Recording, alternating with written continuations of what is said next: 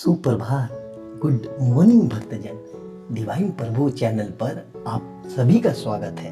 भक्तजन, आज मैं आपको गौतम बुद्ध की कहानी बताने वाला हूँ, जिसमें भगवान गौतम बुद्ध ने अपने सबसे प्रिय शिष्य को बताया था जीवन का यह रहस्य।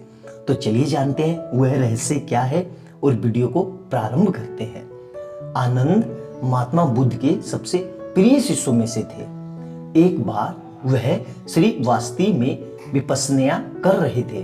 शाम का समय था। उनका ध्यान पास ही खिले फूलों की ओर गया। वह सुगंध के विषय में चिंतन करने लगे।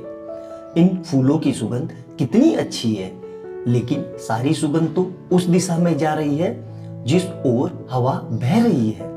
सुगंध फूलों की सुगंध तो चारों ओर फैलनी चाहिए। ऐसा क्यों है कि उनकी सुगंध सभी दिशाओं में ना फैलकर सिर्फ हवा की दिशा में ही फैल रही है। उन्हें याद आया कि गौतम बुद्ध ने 3 प्रकार की उत्तम गंध की चर्चा की है। नंबर 1 मूल गंध, नंबर 2 सार गंध और नंबर 3 पुष्प गंध। क्या कोई ऐसी सुगंध हो सकती है जो हवा के विपरीत दिशा में भी फैले? यही सब सोचते सोचते आनंद बुद्ध के पास गए। उन्होंने बुद्ध को प्रणाम किया और बोले, क्या कोई ऐसी गंध या सुगंध भी है जो अनुकूल प्रतिकूल दोनों दिशाओं में जाती हो? महात्मा बुद्ध ने आनंद को स्पष्ट करते हुए कहा, आनंद, इन तीनों गंधों से परे भी एक गंध है जिसे शील गंध कहते हैं। जो व्यक्ति बुद्ध, धर्म और संघ के त्रिरत्नों का शरण में जाता है और शिक्षा को जीवन में उतारता है, उसमें यह गंध होती है। बुद्ध बोले, जो हिंसा, चोरी, कामभोग, झूठ और नशे से दूर रहता है, वही शीलवान की तरह जीवन जीता है। जो दुर्गुण और नीच विचारों से आजाद होकर गृहस्थ धर्म का पालन करता है, खुले हाथ से दान देता है, सभी इंद्रियों पर संयम रखता है, त्याग को जीवन में उचित महत्व देता है और योग में निष्ठावान होकर रहता है, उसी व्यक्ति में शील गंध पाई जाती है। ऐसे व्यक्ति की सुगंध चारों तरफ फैलती है। लोग उसका सम्मान करते हैं। अब बोलने की बारी आनंद की थी। वह बोले, हे भंते, ये संसार इसी गंध से ही तो आगे बढ़ रहा है। तो आइए जानते हैं कि मृत्यु क्या है। मृत्यु को समझना एक जटिल विषय है। जो इसे समझ लेता है वह जिंदगी के असली मायने जान जाता है। यही सवाल एक बार महात्मा बुद्ध के शिष्यों ने पूछा था कि आखिर शरीर त्यागने के बाद आत्मा की यात्रा कैसी होती है, वह क्या करती है और उसका क्या होता है।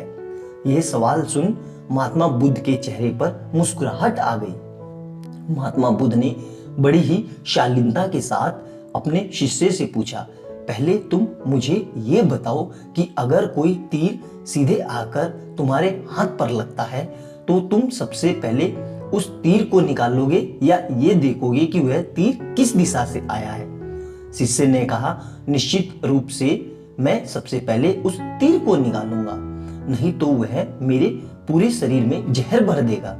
इस जवाब को सुनते ही महात्मा बुद्ध ने कहा, बिल्कुल सही। मनुष्य को अपने मौजूदा जीवन की समस्याओं को सुलझाने में अपना समय और मेहनत झोंकनी चाहिए, ना कि यह सोचने में कि अगले जन्म में क्या होगा। महात्मा बुद्ध कभी भी पुनर्जन्म या आने वाले जन्म को लेकर चिंतित नहीं रहते थे। वह सिर्फ आज की बात करते थे और उन्होंने अपने शिष्य को वर्तमान में जीने की सलाह दी। भय क्या होता है और डर क्या होता है, आइए जानते हैं। एक बार महात्मा बुद्ध वृक्ष के नीचे बैठे ध्यान कर रहे थे।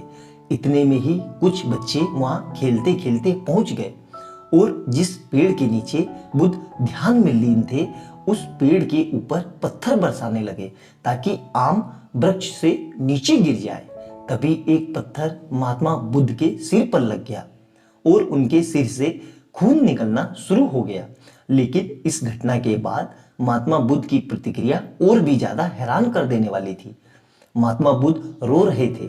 उन्होंने बच्चों से कहा, तुमने इस वृक्ष को पत्थर मारा, इसने तुम्हें फल दिया, लेकिन जब ये पत्थर मुझे लगा तो सिवाय डर और भय के तुम्हें कुछ भी नहीं दे सकता। बुद्ध की इस बात में काफी गहराई थी कि इंसान जब डर और भयभीत होता है तो वह किसी काम का नहीं रहता। ऐसे में अपने मन से डर को बाहर निकालो और आगे बढ़ो। तो भक्तजन, बुद्ध की ये कहानी आपको कैसी लगी? आशा करता हूं कि आपको आनंद की अनुभूति हुई होगी। ऐसे ही अद्भुत और अलौकिक पौराणिक कथाओं को जानने के लिए तथा सनातन धर्म और हिंदू धर्म के देवी देवताओं के बारे में जानने के लिए हमारे चैनल को लाइक एंड सब्सक्राइब कीजिए। हमारा भी निरंतर यही प्रयास रहता है कि कैसे आपके समक्ष अच्छी से अच्छी और सुंदर से सुंदर वीडियो प्रस्तुत की जाए। तो भक्तजन, मिलते हैं अगली वीडियो में एक नई पौराणिक कथा के साथ। तब तक खुश रहिए, प्रसन्न रहिए और निरंतर प्रभु का स्मरण करते रहिए। आपकी भक्ति सच्ची और निष्ठावान होगी तो देर सवेर प्रभु आपकी वंदना जरूर स्वीकार करेंगे। बाय बाय दोस्तों, खुश रहें।